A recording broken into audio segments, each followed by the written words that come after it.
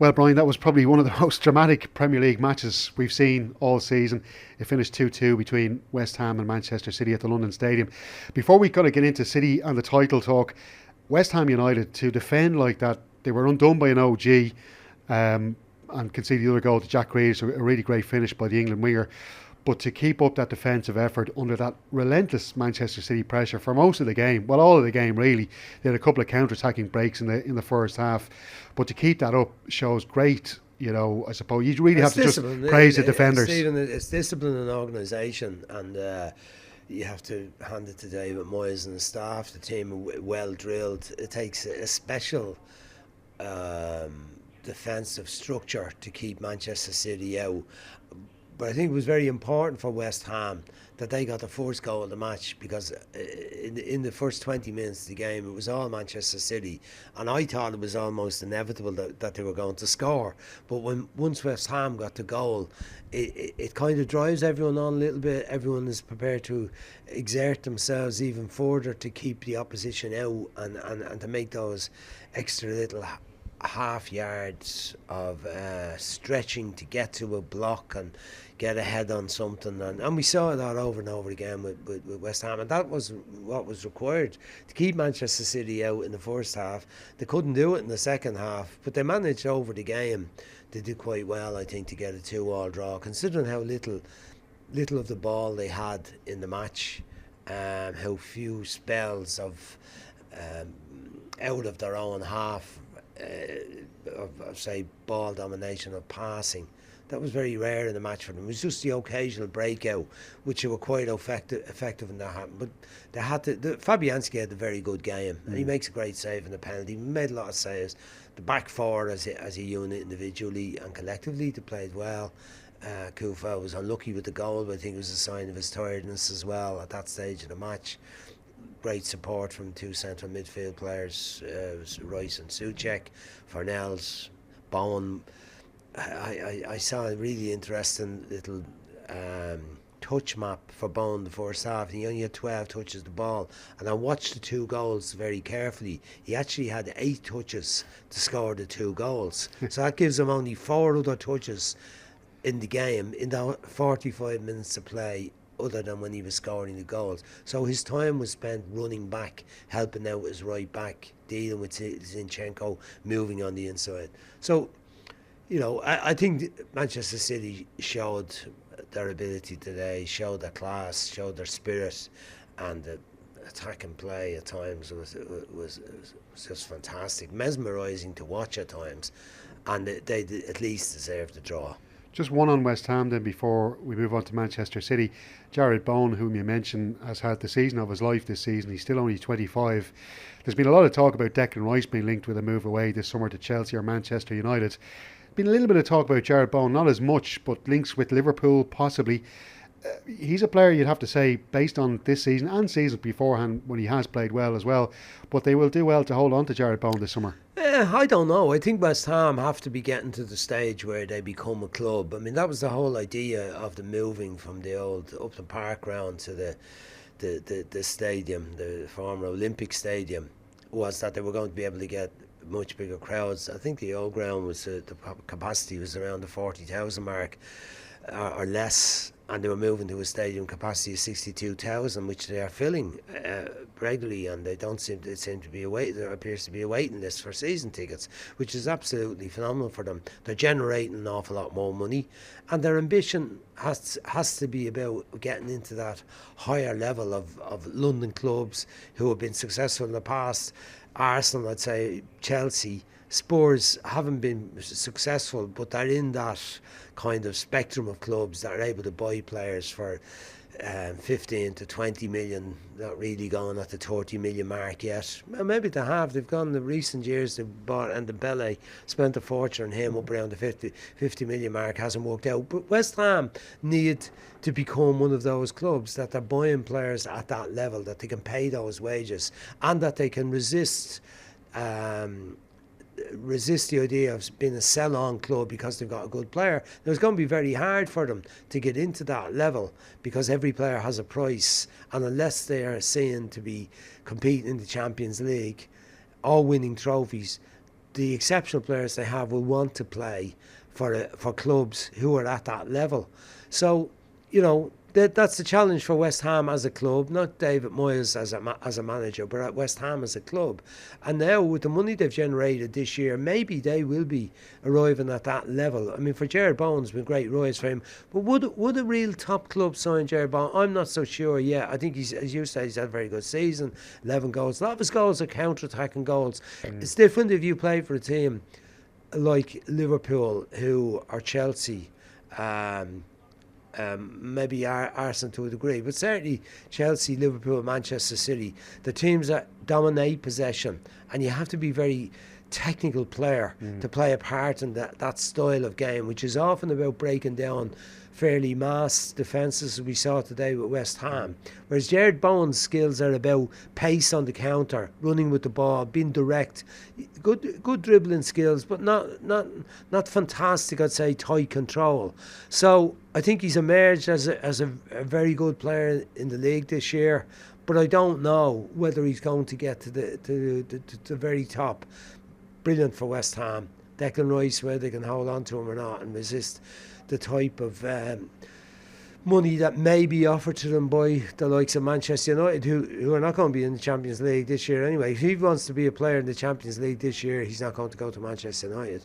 Will other clubs offer the type of money West Ham are saying they want? 150 million remains to be seen. But I think West Ham, if they can hang on to him, hang on to Bowen, and add a couple of players, give a bit of quality and depth to the squad that David Moyes has, because he hasn't had that this year. He's managed to work between the demands of the Premier League, the European run they had in the Europa League. He managed to do it very, very well with what I feel is quite a limited squad. Yeah, absolutely. Just looking at the Manchester City performance today, and even the performance of their manager, because he decided to pick Fernandinho again at centre-back and leaving Nathan Ake on the bench for the whole game. We could clearly see in that game that Fernandinho was getting absolutely roasted by Mikel Antonio and really was partly at fault for both of the goals. You could throw in a couple of other City defenders there. So there has to be some question of Guardiola there.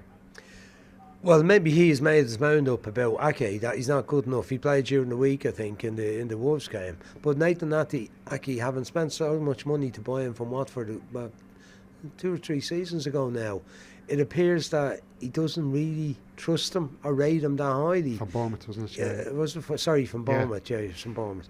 But that he doesn't rate him that highly. Because if you don't play him when you're missing John Stones, you're missing Diaz, and he centre back is his position, and then he ends up playing Fernandinho in there as ahead of him. You'd have to have question. I wouldn't be so much question the manager. I'd question the recruitment at the time, why they spent so much money for a player that they haven't rated since they had him, because he's been very much a bit player over the last, it would be 3, this is probably his 3rd season now, isn't it? Yeah. So, strange one, and you'd hardly say Fernandinho did the job today. Ake could have been no worse. Yeah, 100%, Brian. Just on City then, looking at the run-in, because, well, they've only got 1 game left now against Aston Villa at home. We know Liverpool will be playing midweek against Southampton. Southampton are no strangers to big defeats. We've seen them collapse in some matches against the likes of Leicester City, against Manchester United over the last couple of seasons. With them kind of coming towards the end of a season, facing a Liverpool team with great momentum and great confidence after that FA Cup win, you wouldn't rule out a big win there for Liverpool and perhaps catching up City with that goal difference. But then we go down to the last day, and Liverpool playing Wolves, City playing Aston Villa. It really is, it's open enough. Well, now. I think Hassan Tuchel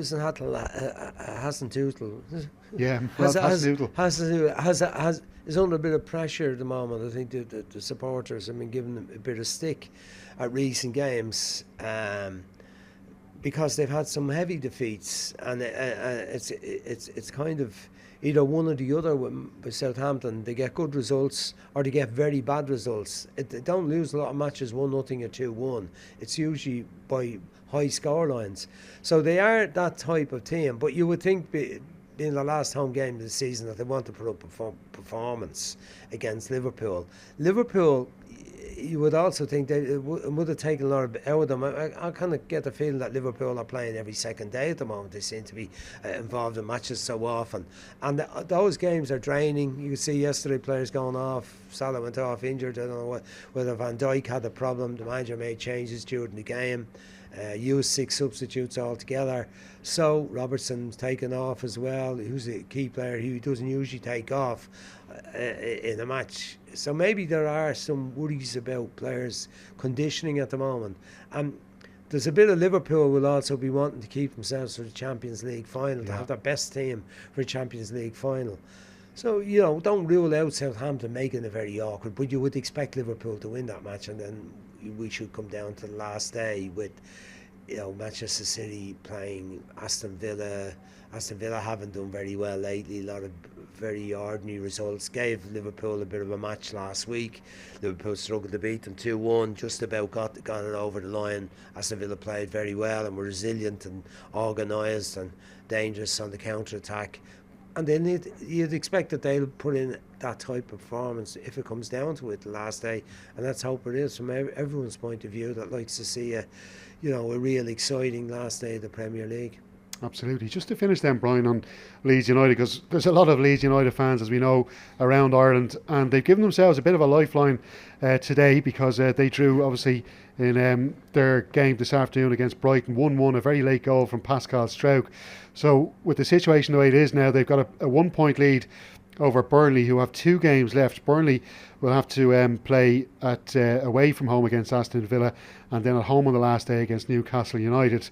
Yeah, Leeds United then will be playing their final game away to Brentford, a good old rival of theirs.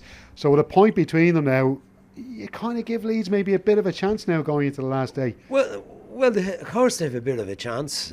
Brentford are one of the form teams the league playing at the moment against Everton, but over the last 8 games or so, I mean, they've had a very, very good season, Brentford, overall, and they're hardly going to capitulate in the last game.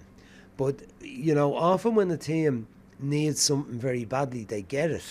That would be my view of it. And Leeds needs something very badly. You've had a couple of very heavy defeats, players getting put off, red cards, conceding lots of goals, trashed by Arsenal during the week.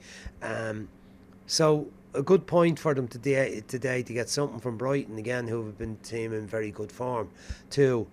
But Burnley have been in great form since Mike Jackson took over. They got rid of the Dyche.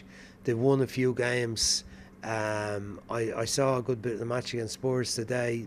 Played with a different setup, with a back 5 in place, missing both Tarkowski and me from centre back positions. Young Nathan Collins playing very well, played exceptionally well. Kevin Long was playing today, but they came out in the second half and had a go against Spurs today, and they were well in the match. So they're quite capable of getting points from those last couple of games you're talking about, Ian. About the 2 games that they have left. So that's really finely balanced as well. It looks like Everton have done enough, but we've got to wait and see how their game goes today. But Leeds have looked the most vulnerable in recent matches because they've been defending so poorly and because of the red cards. And morale-wise, you get stung by the concession of goals when you're losing lots of goals, which they have been.